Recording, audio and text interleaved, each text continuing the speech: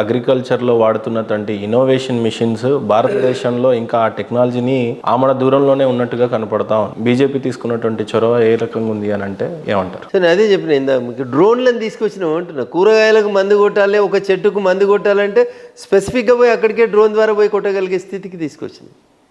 అంతర్జాతీయ మార్కెట్ లోపల ఉన్నటువంటి ఒడిదుడుకులు, దేశీయ మార్కెట్లో ఉన్న ఒడిదుడుకుల్ని దృష్టిలో పెట్టుకొని ఈనాం వ్యవస్థ, నువ్వు నిజామాబాద్లో ఉండే రైతు నిజామాబాద్లోనే మార్కెట్ యార్డ్లో కూర్చొని దేశంలో ఎక్కడ ఎక్కువ ధర ఉంటే అక్కడ తను పండించినటువంటి పంటలు నమ్ముకోవడానికి ఈనాం వ్యవస్థను తీసుకొచ్చినాం.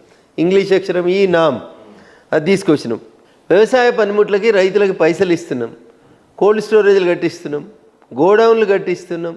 రైతు ఇమ్మీడియట్గా అమ్ముకోకుండా తన పండించిన పంటను నిల్వ చేసుకొని తనకు మార్కెట్లో అనుకూలమైన రేటు వచ్చినప్పుడు అమ్మేందుకు ఉపయోగపడతా ఉన్నాం. పిఎం కిసాన్ సమ్మాన్ నిధి ఇచ్చినాం, డ్రోన్లు తెచ్చినాం, ట్రాక్టర్లు ఇచ్చినాం, వ్యవసాయ పనిముట్లు ఇచ్చినాం, డ్రిప్ ఇరిగేషన్ ఎంకరేజ్ చేస్తూ ఉన్నాం. సబ్సిడీ మీద రైతుకు కావాల్సినటువంటి అన్ని సదుపాయాలను ఇస్తూ ఇంకా మీరు అన్నట్టు ఇంకా చేయాల్సినవి చాలా ఉన్నాయి.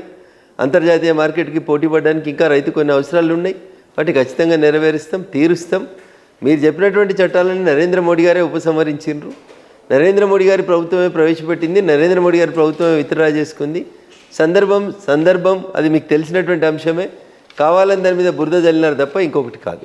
ఏ దేశంకైనా గట్టి పిల్లర్లుగా ఉండేది ఏదన్నా ఉందంటే ఈజీ ఆఫ్ డూయింగ్ బిజినెస్ ఒకటి, స్టార్టప్ బిజినెస్ ఒకటి. ఆ ర్యాంక్లో చూసినట్లయితే భారతదేశంలో ఈజీ ఆఫ్ డూయింగ్ ఏ రకంగా ఉంది బిజినెస్ విషయంలో, స్టార్టప్ చేస్తున్నటువంటి యువతకి ఏ రకమైనటువంటి బడ్జెట్ ప్రవేశపెట్టి సపోర్ట్ చేస్తున్నారు, ఫ్యూచర్లో ఏ రకంగా స్టార్టప్ ఇండియా కానీ ఎంటర్ప్రెనర్స్కి కానీ బీజేపీ ఏ రకంగా సపోర్ట్ చేయబోతుంది అని అంటే మీరు ఏం చెప్తారు? ఇప్పుడు ఈజ్ ఆఫ్ డూయింగ్ బిజినెస్లో నరేంద్ర మోడీ గారు ప్రభుత్వం అధికారంలోకి వచ్చేసరికి భారతదేశం ప్రపంచ ర్యాంకులలో 132వ ర్యాంకులో ఉండే, ఈరోజు 63వ ర్యాంక్ వచ్చింది. సో ఎంత గణనీయమైనటువంటి మార్పు వచ్చిందో మీరు ఒకసారి అర్థం చేసుకోవాలి. ఈ దేశంలో దళితులను ఉద్దేశించి దళితుల్ని పారిశ్రామికవేత్తల్ని చేసేందుకు డిక్కీ అని ఒక సంస్థ పనిచేస్తుంది. నరేంద్ర మోడీ గారు ప్రధానమంత్రి అయ్యే కంటే ముందు ఏ ప్రధానమంత్రి కూడా డిక్కీ ప్రోగ్రామ్కి ఫుల్ డే అటెండ్ కాలేదు. వచ్చి రిబ్బన్ కట్టేసి ప్రోగ్రామ్ ఆన్ అయిందని వెళ్ళిపోయేటోళ్ళు. కానీ ఒక దేశ ప్రధాని సాక్షాత్తు ఫుల్ డే కూర్చొని దళిత పారిశ్రామికవేత్తల ఆలోచన విధానం ఎట్లుంది, ఏం చేయాలనే దాని లోపల కూడా ఆయన ఇంటరాక్ట్ అయినాడు. So this is how we will concern. మా కన్సర్న్ ఇట్లా పేద ప్రజల కోసం ఉంటుంది. అందుకనే అది ఏ రంగం తీసుకున్నా కానీ నరేంద్ర మోడీ గారి నాయకత్వం లోపల చాలా స్పష్టంగా ప్రజలకి బెనిఫిట్ జరిగేందుకు మాత్రమే పనిచేసినాం తప్ప ఇంకొకటి కాదు. మీరు స్టార్టప్ల గురించి మాట్లాడినా, లేకపోతే మేక్ ఇన్ ఇండియా కోసం మాట్లాడినా, అన్ని రంగాల లోపల కూడా ఎంకరేజ్మెంట్ ఎవరికి దొరుకుతుంది అంటే కొత్త తరానికి. అంకురాల పేరిట వచ్చి నేను ఒక కంపెనీ పెట్టుకోవాలనుకుంటున్నా, దానికి కూడా లోన్లు ఇస్తూ ఉంది భారత ప్రభుత్వం. ప్రజలని తన కాళ్ళ మీద తను నిలబడేలా చేస్తూ ఉంది భారత ప్రభుత్వం. ప్రజల్ని పనుల వైపు మళ్లించేలాగా ఆలోచన చేస్తుంది భారత ప్రభుత్వం, నరేంద్ర మోడీ గారి నాయకత్వం. ఇంకెవరు కూడా ఈ దిశగా ఆలోచించలేదు. ఉచితాలు ఎట్లిద్దామా, ప్రజల్ని ఎట్లా సోమరిపోతులు చేద్దామా అని ఆలోచించినారు తప్ప మనం ఇచ్చే డబ్బుతోటి ప్రజలు ఎట్లా అభివృద్ధి చెందాలనే దిశగా ఆలోచిస్తుంది మా ప్రభుత్వమే. కాబట్టి నరేంద్ర మోడీ గారి ప్రభుత్వం ఏ పథకాన్ని తీసుకొచ్చినా తన్ మన్ ధన్ అన్నీ వెచ్చించి అన్ని రకాలుగా ఆలోచించి అది ప్రజలకు మేలు చేసేలాగానే ఉపయోగం చేసిందని తప్ప ఎక్కడ కూడా తేడా చేయలేదు. కాబట్టి జీడిపి లోపల అంతగానం గ్రోత్ కనబడుతూ ఉంది. అన్ని $1 ట్రిలియన్ భారత వ్యవస్థ, ఆర్థిక వ్యవస్థ ఎదిగింది అంటే అదంతా కూడా ఒక సరైనటువంటి ప్లానింగ్ వల్లనే జరిగింది తప్ప ఇంకొకటి. యంగ్స్టర్స్కి ఇప్పుడు మీరు చెప్పినట్లు రైతులకి డైరెక్ట్గా వాళ్ళ ఖాతాలో డబ్బులు పడటం అనేది మీరు సాధించినటువంటి ఘనత. చాలా మందికి డైరెక్ట్గా ఎప్పుడైతే గతంలో కాంగ్రెస్ ప్రభుత్వం రూపాయి ఇస్తే 15 పైసలు వచ్చేదనే ఒక వాదనని మీరు డైరెక్ట్గా వాళ్ళ అకౌంట్లో పడేటట్టు చేశారు. అట్లాగే ఈజీ ఆఫ్ గెటింగ్ లోన్ విషయంలో యువతకి స్టార్టప్ ఇండియా స్కీమ్ కింద అంతే ఈజీగా వచ్చే దిశగా ఏమన్నా మీరు చొరవ తీసుకునే అవకాశం ఉందంటారా? ఎవరు గుర్తించని, ఎవరు మాట్లాడని విశ్వకర్మల గురించి మేము మాట్లాడుతున్నాం. విశ్వకర్మలకి నేరుగా లోన్ ఇస్తున్నాం, ట్రైనింగ్ ఇస్తున్నాం, లోన్ ఇస్తున్నాం, ప్రధానమంత్రి ముద్ర కింద ఇస్తున్నాం. ఆఖరికి స్ట్రీట్ వెండర్స్ అన్న, రోడ్డు మీద కూర్చొని కూరగాయలు అమ్ముకునేటువంటి పేద ఆడబిడ్డలకి రోజువారీ మిత్తి తీసుకొచ్చుకుంటారు ఫైనాన్స్లో వాళ్ళు 5%, 10%. అది తగ్గాలని స్ట్రీట్ వెండర్స్కి మనిషికి 10,000 రూపాయలు లోన్ ఇచ్చింది భారత ప్రభుత్వం. ఇంత చిన్న వ్యక్తుల గురించి కూడా ఆలోచిస్తుంది భారత ప్రభుత్వం. Because they all contribute for the Indian economy. ఎవరిని చిన్న పెద్ద అని చూస్తలేం. ప్రాసెసింగ్ ఎక్కువ టైం పడుతుంది అని అంటున్నారు. ఆ దిశగా ఏమన్నా చాలా ఈజీ ఆఫ్ డూయింగ్ బిజినెస్లో భాగంగానే ఈజీ ఆఫ్ గెటింగ్ లోన్కి ఏమన్నా ప్రయత్నిస్తుందా? సాధ్యమైనంత వరకు బ్యాంకుల్ని సరళీకృతం చేసి బ్యాంక్ లోన్ విధానాన్ని, పేపర్ని ఫిలప్ చేసే విధానాన్ని సాధ్యమైనంత వరకు తగ్గించి ఎక్కువ మందికి లోన్లు అందించేందుకు ప్రయత్నం చేస్తూ ఉన్నాం. మీరు అన్నట్టు కొన్ని బ్యాంకులు అట్లా ఇబ్బందులు పెడుతున్నట్టు మా దృష్టికి కూడా వస్తుంది. వాటిని కూడా రెక్టిఫై చేస్తాం తప్పకుండా. గడిచినటువంటి ఈ 11 సంవత్సరాలలో నరేంద్ర మోడీ గారు సృజనాత్మకమైన మార్పులు, డాషింగ్ చేంజెస్ కూడా చాలా తీసుకొచ్చారు. అట్లా టాప్ 10 చెప్పాలి నరేంద్ర మోడీ గారు ఈ ఇండియాకి ఉపయోగపడేవి ఒక టాప్ 10 చేశారు అని అంటే మీరేం చెప్తారు? నరేంద్ర మోడీ గారి గురించి, నరేంద్ర మోడీ గారి పాలన గురించి చెప్పాలంటే రాస్తే రామాయణం అంత అవుతుంది, చెప్తే భాగవతం అంత అవుతుంది. మీరు 10 ముక్కలలో చెప్పుర్రు, 10 నిమిషాలలో చెప్పుర్రు అంటే it is not so easy to tell. But anyhow నాకున్నటువంటి పరిమిత పరిజ్ఞానం తోటి దాన్ని సాధ్యమైనంత తొందరగానే కన్క్లూడ్ చేసేందుకు ప్రయత్నం చేస్తాను. నేను మళ్ళీ చెప్తా ఉన్నా, మీకు చిన్న విషయాలు అనిపిస్తుండొచ్చు. ప్రతి ఇంటి ముందు బాత్రూమ్ కట్టించి ప్రతి ఆడబిడ్డ తలెత్తుకొని నిలబడేలా చేసింది. స్వచ్ఛ భారత్ కింద నిర్మించినటువంటి శౌచాలయాల దగ్గర నుంచి మొదలుకుంటే ఆపరేషన్ సింధూర్ దాకా ఇది అదేం లేకుండా ఒకటేని కాదు, మా మీద ఎన్ని విమర్శలు ఉండేనో అన్ని విమర్శలకు సమాధానం చెప్పారు. మోడీ గారు ఆర్టికల్ 370 రద్దు చేస్తారు. ఈ దేశంలో ఒకటే ప్రధానమంత్రి, ఒకటే రాజ్యాంగం, ఒకటే జెండా ఉండాలి. 1 nation 1 constitution 1 prime minister. Doctor Shyama Prasad Mukherjee garu కలగని కాశ్మీర్లోకి పాదయాత్ర చేసి జైల్లో అనుమానాస్పద పరిస్థితుల్లో చనిపోతే ప్రతి భారతీయుడి కళ, ప్రతి స్వయం సేవకుని కళ. చిన్నప్పుడు వెంకయ్యనాయుడు గారు ఒక సందర్భంలో చెప్పారు నాకు, గోడల మీద జాజుతోటి, తెల్ల గోడల మీద జాజుతోటి, ఇప్పటిలాగా పెయింట్లు లేకుండే ఆర్టికల్ 370 రద్దు చేయాలని రాసినటువంటి రోజుల్ని అప్పట్లో వెంకయ్యనాయుడు గారు విద్యార్థి నాయకుడిగా రాసినటువంటి రోజుల నుంచి అదే వెంకయ్యనాయుడు గారి చేతుల మీదుగా ఆర్టికల్ 370 రద్దు చేసే బిల్లును రాజ్యసభలో ప్రవేశపెట్టారు. చాలామంది మాట్లాడారు, జమ్మూ కాశ్మీర్ మాజీ ముఖ్యమంత్రులు, పేర్లు అనవసరం. ఒక మోడీ కాదు, 100 మంది మోడీలు వస్తే కూడా ఆర్టికల్ 370 రద్దు చేయనీయం, జమ్మూ కాశ్మీర్ ఈ దేశంలో భూభాగం కలవదే అని చెప్పిండ్రు. ఒకడే మోడీ ఉన్నాడన్న, ఒక్కడే మోడీ ఉన్నాడు. ఆర్టికల్ 370 రద్దయింది, ఆర్టికల్ 35 రద్దయింది, జమ్మూ కాశ్మీర్ భారతదేశంలో అంతర్భాగమైంది, రాష్ట్రపతి పాలన పోయింది, ఎన్నికలు జరిగినాయి, ఒమర్ అబ్దుల్లా ముఖ్యమంత్రి అయ్యిండు. ఈ దేశానికి స్వతంత్రం వచ్చినాక మొదటి ప్రభుత్వం కాడి నుంచి ఉన్న డిమాండ్ ఆర్టికల్ 370 రద్దు. ఎవరూ చేయలేకపోయినారు, కానీ మోడీ గారు మాత్రమే చేసిండ్రు. అందుకని మోడీ గారి పాలనలో impossible is a word found in the dictionary for fools only. Napoleon ఆ రోజు చెప్తే ఈరోజు నరేంద్ర మోడీ గారు చేసి చూపెడతా ఉన్నారు. ఆచరణలో చేసి చూపెడుతున్నటువంటి గొప్ప నాయకుడు నరేంద్ర మోడీ గారు. ఆర్టికల్ 370 ఎవరు కలగనలేదు అంటున్నా. దాని గురించి మాట్లాడితే స్వయం సేవకుల కళ్ళల్లోంచి నీళ్ళు వస్తాయి. జమ్మూ కాశ్మీర్ విషయంలో వచ్చిన స్వయం ప్రతిపత్తిని ఎత్తేయాలని కొట్లాడింది సంఘం. ఆ కళ నెరవేర్చిన నాయకుడు నరేంద్ర మోడీ గారు. ఇంకొక మాట, ప్రతి ఎలక్షన్లప్పుడు అపోజిషన్ వాళ్ళు మమ్మల్ని బనాయించారు. రామ మందిరం బీజేపీ కట్టడరు పై ఎలక్షన్లు రాగానే రాముని పేరు మీద వీళ్ళు ఓట్లు అడుక్కుంటారు, రాముని పేరు మీద పైసలు అడుక్కుంటారు. ఇట్లా దుర్మార్గంగా బనాయించేటోళ్ళు భారతీయ జనతా పార్టీ నాయకుల్ని, కార్యకర్తల్ని. 100 మంది కరసేవకుల శ్రమని, 100 మంది ఆత్మార్పణాన్ని గుర్తుపెట్టుకొని ప్రపంచంలో భవ్యమైన దివ్యమైన రామ మందిరాన్ని భారతదేశంలో నభూతో నా భవిష్యత్ అన్నట్టు నిర్మించినటువంటి నాయకుడు నరేంద్ర మోడీ గారు. ప్రపంచం శ్లాఘించింది. ఒక నెత్తురు చుక్క పడకుండా, ఒక మత ఘర్షణ జరగకుండా ఆర్టికల్ 370 రద్దు చేసిన నాయకుడు. రామ జన్మభూమి ట్రస్ట్ దారు ఉన్నటువంటి భూమిలో రామ మందిరాన్ని నిర్మించిన నాయకుడు నరేంద్ర మోడీ గారు. చిన్న బాత్రూమ్ దగ్గర నుంచి, ఇంటి ముంగట కట్టుకున్న బాత్రూమ్ గారి దగ్గర నుంచి మొదలుకొంటే రామ మందిర నిర్మాణం దాకా వారు తీసుకున్న ప్రతి నిర్ణయం భారతదేశ చరిత్రలో సువర్ణాక్షరాలతోటి లిఖించబడినటువంటి నిర్ణయాలు. పేదోడికి ఇల్లు లేదు, ప్రధానమంత్రి ఆవాస్ యోజన కింద 4 కోట్ల మందికి ఇల్లు ఇచ్చినామన్నా. ఒకరు కాదు, ఇద్దరికి కాదు. మమ్మల్ని రోజు పొద్దుగాల తిట్టే వెస్ట్ బెంగాల్ ముఖ్యమంత్రి దీదీ కూడా ఆఖరికి వెస్ట్ బెంగాల్లో 25 లక్షల మందికి ఇల్లు కట్టించింది ప్రధానమంత్రి ఆవాస్ యోజన కింద మేము పైసలు ఇస్తే. So this is the greatness of Narendra Modi. ఇంటి ముంగట గుడిసె కాదు, ఒక ఇల్లు ఉండాలి, ఆ ఇంటికి 24 గంటలు కరెంట్ ఉండాలి, ఆ ఇంటికి 24 గంటలు నల్లా నీళ్ళు ఇవ్వాలి. హర్ ఘర్ జల్ యోజన అనేది నరేంద్ర మోడీ గారి యోజన. పేదోనికి ఇల్లు కట్టిమంటే చాలా మంది చెప్తారన్న, అటు 10 అడుగులతో కట్టించి ఇందిరం మిల్లు అని ఒక రూమ్ ఇచ్చిర్రన్న. అది కాదు, మేము ప్రజలు ఆత్మగౌరవంతో బతికేందుకు 4 కోట్ల మందికి ప్రధానమంత్రి ఆవాస్ యోజన కింద ఇల్లు కట్టించినటువంటి నాయకుడు నరేంద్ర మోడీ గారు. అరే పొలం కాడికి పోయి కట్టెలేరుకొని వచ్చి క్యాన్సర్తో కొట్లాడుతున్న అవ్వలకు కష్టం కావద్దని, వెనుకటికి ఎమ్మెల్యేలు ఎంపీలు ఉత్తరం రాత్రాని గ్యాస్ కనెక్షన్లని, నీ ఇంట్లో గ్యాస్ ఉందా లేదా అని అడిగి ప్రధానమంత్రి ఉజ్వల యోజన కింద ప్రతి పేదింటి మహిళకి గ్యాస్ సిలిండర్ని ఇచ్చినటువంటి ఘనత నరేంద్ర మోడీ గారి ప్రభుత్వాన్ని, ఉచితంగా ఇచ్చినటువంటి ప్రభుత్వం అది. భారత్ గతి శక్తిమాల, నేషనల్ హైవేస్, ఇవాళ భారతదేశంలో జరుగుతున్నటువంటి infrastructure development, national highways development గురించి అసలు మీరు ఊహించలేరు. ప్రపంచం అమెరికా లాంటి రోడ్లతోటి పోటీ పడుతున్నాయి మన రోడ్లు. మా మంత్రి నితిన్ గడ్కరీ గారు చెప్పారు, కారు బ్యానెట్ మీద మంచినీళ్ళ గ్లాస్ పెడితే కూడా దొల్లకుండా పోవాలి. That should be the quality of the roads అని చెప్పినాం.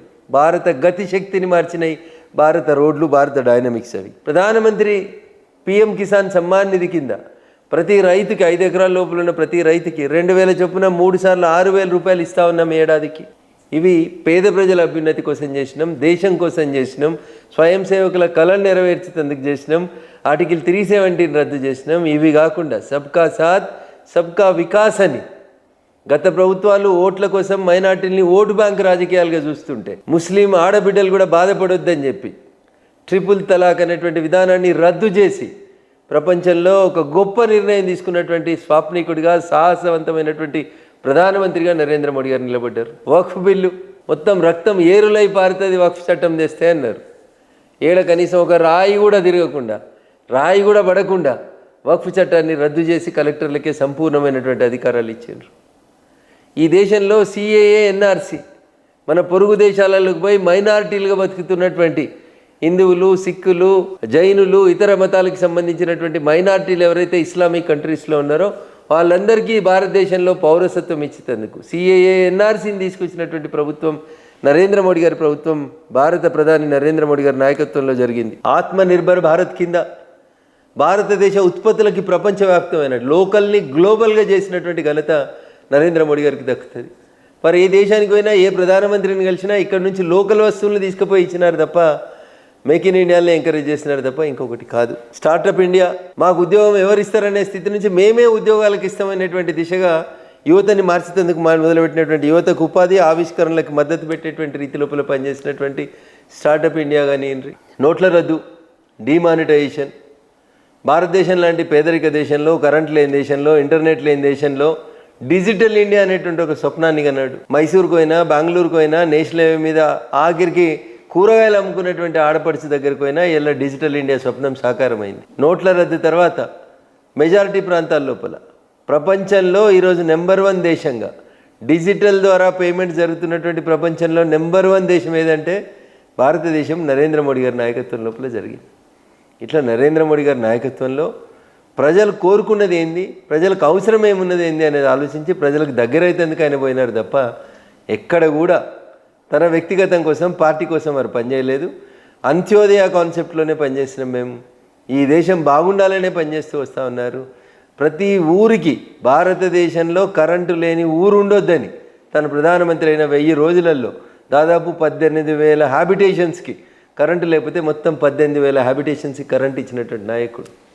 ఇట్లా చెప్తే నరేంద్ర మోడీ గారి గొప్పతనాలు, వారు చేసినటువంటి పనులు, ప్రజలకి సేవ చేసుకోవడానికి వారికి వచ్చినటువంటి ప్రతి అవకాశాన్ని కూడా వినియోగించుకొని ప్రజా సేవకునిగానే నిలిచిరు తప్ప ఇంకొకటి కాదు. భారతదేశం జీడిపిలో తెలంగాణ యొక్క కాంట్రిబ్యూషన్ 8th ర్యాంక్లో ఉంది. అత్యధికంగా జీడిపిలో రెవెన్యూ శాతం అంతా కేటాయిస్తున్నప్పుడు, భారతదేశం యొక్క జీడిపికి తోడ్పడుతున్నప్పుడు, అలాంటి ఒక రాష్ట్రానికి ఉన్నటువంటి ఒకే ఒక ఎయిర్పోర్ట్, తెలంగాణలో ఒకే ఎయిర్పోర్ట్ ఉంది. అదే పక్క రాష్ట్రంలో అయిన ఆంధ్రప్రదేశ్లో 11 ఎయిర్పోర్ట్లు ఉన్నాయి. గడిచినటువంటి ఈ 11 సంవత్సరాలలో ఎప్పుడు కూడా తెలంగాణకి ఇంకో ఎయిర్పోర్ట్ అవసరం లేదనుకున్నారా? అంత జీడిపిలో 8% కాంట్రిబ్యూట్ చేస్తున్నటువంటి 8th ర్యాంక్లో ఉన్నటువంటి తెలంగాణకి ఇంత విస్మరణ ఎందుకు, చిన్న చూపు ఎందుకు? మహేంద్రన్న, మాట్లాడడం చాలా ఈజీగా ఉంటుంది అన్న, బురద చల్లడం ఇంకా ఈజీగా ఉంటుంది. నేను తెల్లబట్టలు వేసుకొని పోతున్నా కాబట్టి నీకు కోపం వచ్చింది కాబట్టి బురద చల్లదంటే నేనేం చేయలేను.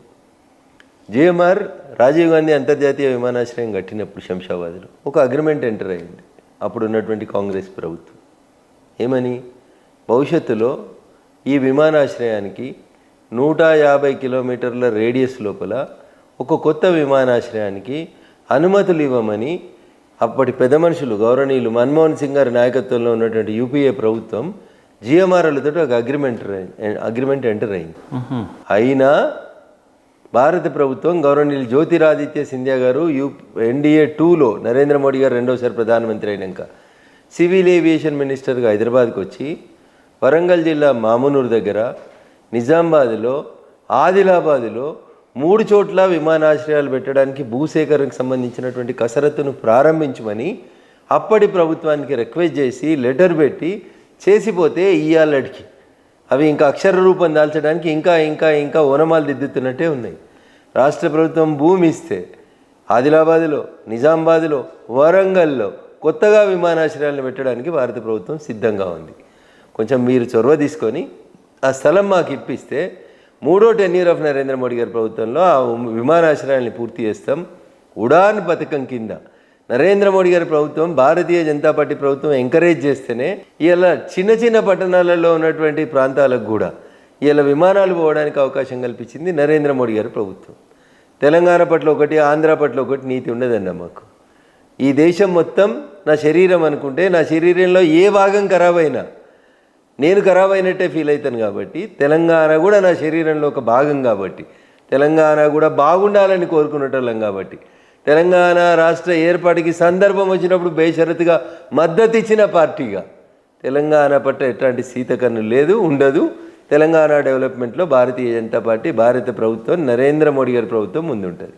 ఎలాగో ఏవియేషన్ సబ్జెక్ట్ వచ్చింది కాబట్టి విజయ్ మాల్యా అని అంటే కింగ్ఫిషర్ ఎయిర్వేస్ని ఒక్క స్థాయిలో రన్ చేశారు అనేది నిజం.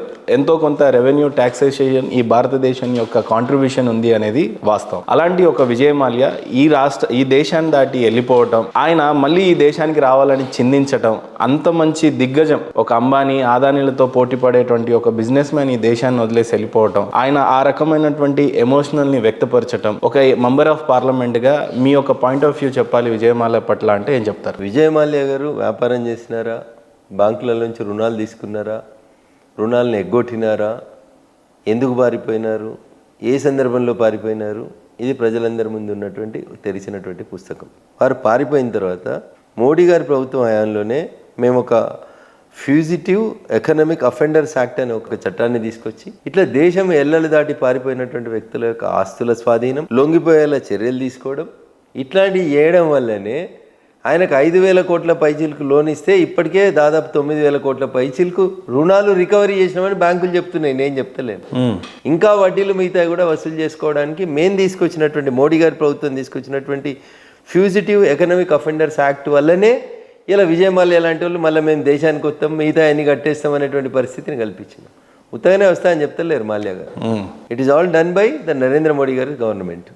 అట్లా అది లలిత్ మోడీలైనా, నీరవ్ మోడీలైనా, ఎవరి ఆయాంలో వారిపోయినా ఈ దేశ సంపదను దోచుకున్న ప్రతి ఒక్కరిని ఈ దేశానికి తెస్తాం, ఈ దేశ చట్టాల ప్రకారం శిక్షించుతుంది. డబ్బుల్ని ఎగ్గొట్టేసి ఇతర దేశాలకు పారిపోయినటువంటి నీరవ్ మోడీ గారు కానీ, విజయ్ మాల్యా లాంటి వాళ్ళు కానీ ఎందుకు ఇంకా బీజేపీ తీసుకురాలేకపోయింది అనేది ఇంకో వాదన. సో ఇప్పుడు కాంగ్రెస్ పెద్దలకి కొంచెం అవగాహన ఉంటుందని అనుకుంటున్నా, లేదని నేను అనుకోను. కావాలని అట్లా మాట్లాడుతుంటారు. బైలేటరల్ ట్రీటీస్ ఉంటాయి, ఒక దేశానికి ఇంకొక దేశానికి మధ్యలో నేరస్తుల అప్పగింత, పాస్పోర్ట్ రద్దు చేయడం, ఇట్లా రకరకాలైనటువంటి అంశాల విషయం లోపల రకరకాలైనటువంటి నియమ నిబంధనలు ఉంటాయి. సో ఆ నియమ నిబంధనలకు అనుగుణంగానే మనం అక్కడ కొట్లాడుతూ ఉన్నాం. ఆ దేశాల్లో కొట్లాడుతున్నాం కాబట్టి ఇలా విజయ్ మాల్యా లాంటి వాడు భారతదేశానికి వస్తా, నేను లోన్ కట్టేస్తాను బతిలాడేటువంటి పరిస్థితికి వస్తూ ఉంది. ఉత్తనే వస్తలేరు కదా వారు. పారిపోయినోడు వస్తా అని దండం పెట్టి దరఖాస్తు ఎందుకు పెడుతున్నాడు కోర్టులకి? సో అంటే మనం తీసుకొస్తున్నటువంటి చర్యల వల్లనే అట్లా జరుగుతుంది. ఈ దేశం సొమ్ముని లోన్ రూపాయలను తీసుకొని ఎగ్గొట్టాలనుకున్న ప్రతి వ్యక్తిని కొంచెం వెనక కొంచెం ముందు ఆ దేశాలతో చేసుకొని ఒప్పందం తప్పకుండా వెనక్కి తీసుకొస్తాం, ఆ డబ్బులన్నీ తిరిగి రాబడతాం.